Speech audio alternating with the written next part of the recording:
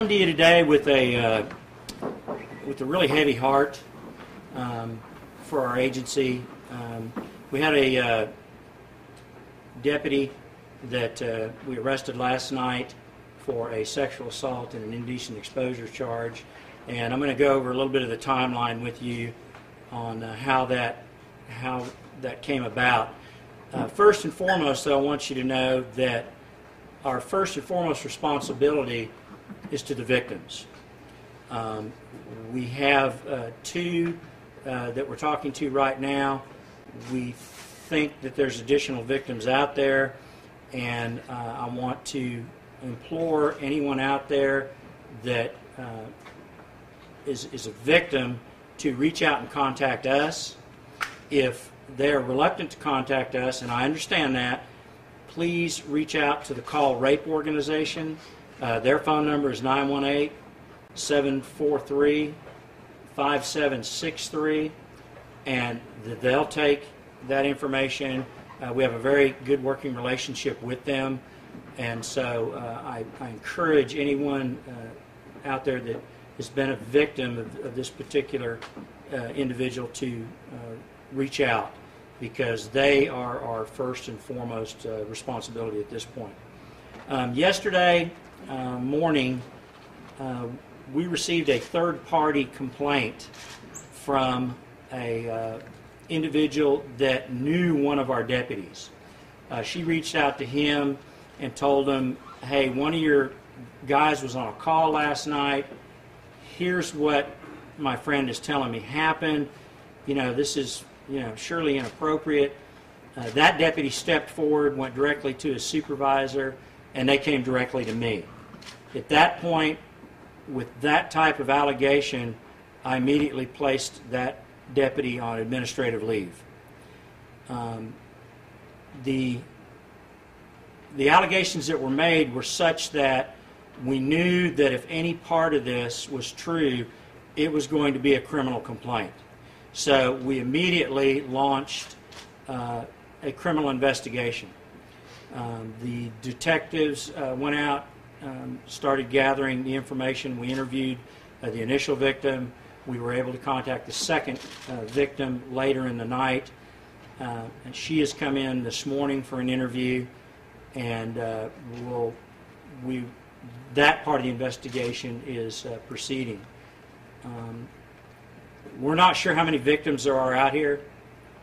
We think that there may be 5 or more, but we're still working through that part of the investigation. What I will tell you is that those of you in the media that have dealt with this before, and the public, that this agency believes in being forthright. We believe in transparency, and so as we can release additional information and as we can share that with you, we will. But you all also know that there's some information we're not going to release because we do not want to take a chance on damaging the prosecution of this individual. I will tell you that at 8 o'clock this morning, I served Deputy Knuckles with another administrative notice that it's our policy that once they are arrested for a crime such as this, they are placed on administrative leave without pay. He was served with that notice. Subsequently, and I'm not real sure what the timeline was, but within the hour, he resigned his position with the Tulsa County Sheriff's Office.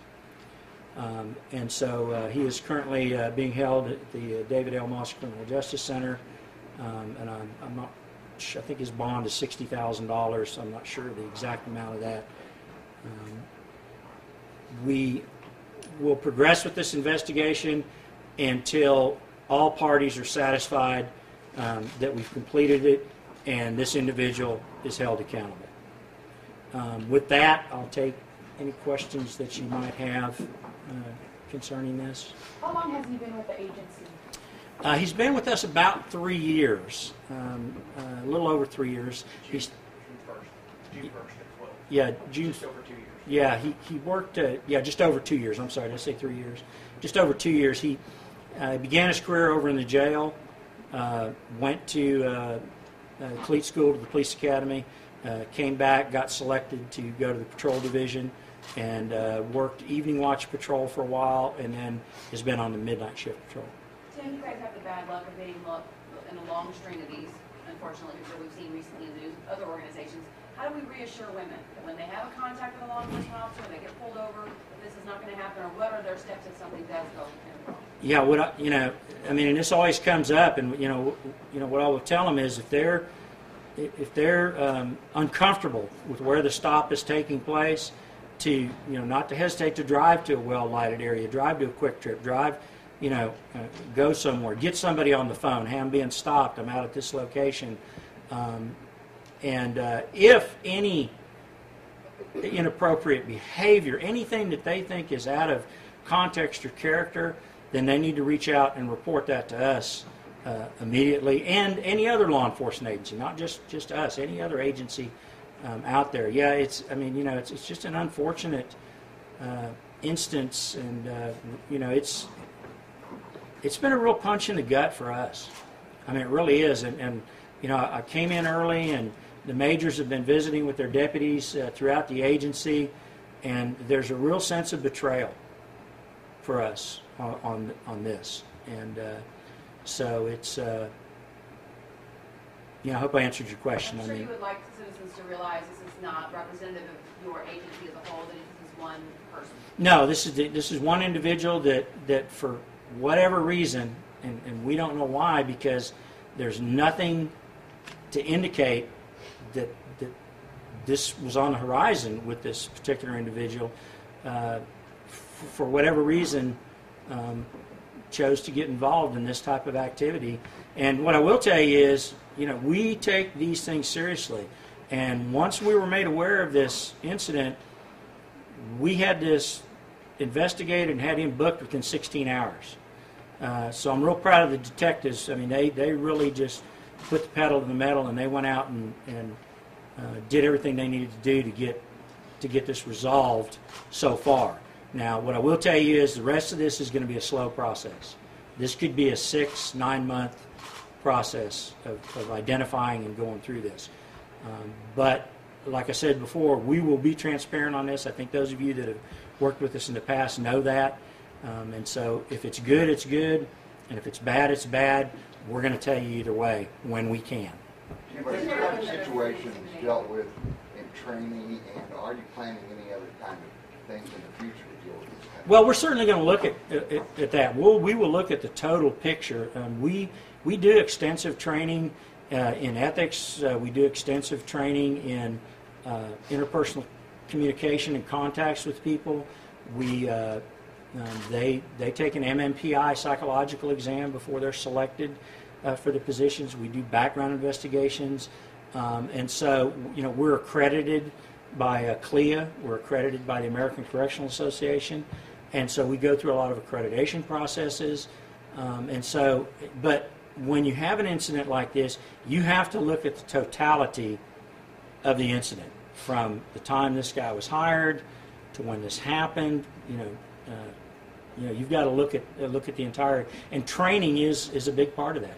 Policy and training will be a big part of that. So yeah, we'll certainly examine that. Tim, I don't want to belabor this, but apparently there's maybe a half a dozen victims who did not come forward, and when these ladies eventually did come forward, it wasn't directly, it was through somebody else. And I mean, is there a culture out there of distrust? Is there anything that can be done to get people feeling more comfortable with reporting this? Well, I'm certainly no expert in this area, but I think statistically, and I don't know if someone can call rapists here or not, but you can probably visit with them. It's probably one of the more underreported crimes, let alone with a law enforcement officer being involved. And so that's why when I opened this, I said, if you are reluctant to contact our agency, I understand that. I get that. But please reach out to Call Rape. Please don't suffer in silence, because our number one priority is addressing these victims' needs and seeing that they get justice for what may have happened to them. Including the other victims. Could you talk a little bit about the vetting process when it comes to hiring deputies? I know you just did a little bit on the background checks, but really what goes into it? Well, there's a testing component, there's a background investigation, there's a psychological exam, there's a drug screen, there's an interview process, an oral board interview process. So there's multiple steps that an individual has to go through before they're ever selected for that position. And they will sign an agreement that says if they fail any one part of those components, then they're not hireable. So is this kind of like a standard? I mean, how did you determine your vetting process? Was it something that other departments do, or other sheriff's offices do? Well, it has evolved over the years, and so some of it is due to, like for instance, there's a state law that says they have to take an MMPI psychological exam. So some of it's statutory, some of it is through litigation that has happened, some of it is just common sense things. So yeah, we have taken what we see works at other agencies and incorporated that, and then we've put our own requirements in that hiring process as well. Including the victims who have not come forward yet, how long do you think this has been happening? Best we can tell right now is somewhere in 2012, and that's the best timeline I can give you. And would he be responding to actual calls when these incidents took place? I can't give you any of that information at this point. We're still putting all of that information together. Had this particular deputy had any other issues, complaints in the past reported them to the department? Without reviewing his internal affairs file, I can't tell you. I think he had one previous complaint, and I don't recall what it was, but it didn't have anything to do with anything of this nature. But without reviewing his human resources or internal affairs file, I couldn't comment, appropriately on that. When you guys interviewed the two victims, did you ask them why they didn't report this immediately? I'm not going to share anything at this point that the victims shared with us. Do you know if your deputy was wearing a mic or anything like that you guys can go back and look into? No, we don't have body cameras or recording devices. Is it something that you're considering? We've looked at that technology as it has grown, and so at the end of this particular investigation, that may be something that we look at.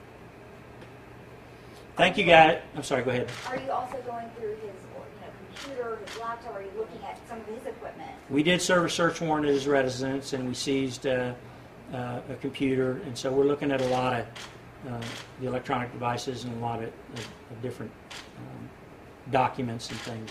So, and that's why I said this will be a long-term 6-month investigation, probably or more. In the past several weeks, we've seen a couple law enforcement officers who have been accused of breaking the law. How do you assure citizens here in Tulsa, men, women, children, that they can trust law enforcement officers? Well, what I'll tell you is we're a great agency. We've always been a great agency. We have always, the sheriff is an elected official. He gets a job evaluation every 4 years from the citizens. We are, people that have dealt with us or the media agencies, I think, know we're very transparent when we can be. And so, all I can assure the citizens is the bottom line is we're going to do the right thing.